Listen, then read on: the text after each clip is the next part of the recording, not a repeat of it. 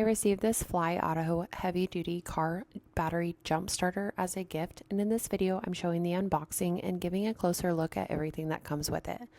This is a 12 volt and 24 volt jump starter, which means it's designed to work not just with regular vehicles, but also larger ones like trucks, tractors, and even equipment like excavators. So it's definitely built for heavier duty use.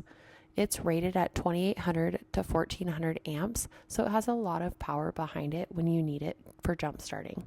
In the video, I'm going through everything included in the box, so you get the main jump unit along with the cables and connectors, and it feels like a really solid heavy-duty setup. It also functions as more than just a jump starter. It has USB and DC outputs, so you can use it to charge other devices as well, which makes it useful to keep in your vehicle for emergencies or everyday use.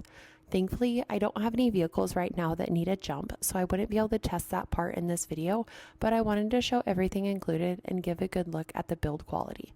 Overall, this is one of those tools that's really nice to have on hand just in case. It's powerful, designed for a wide range of vehicles, and something you can keep in your truck or garage for when you need it.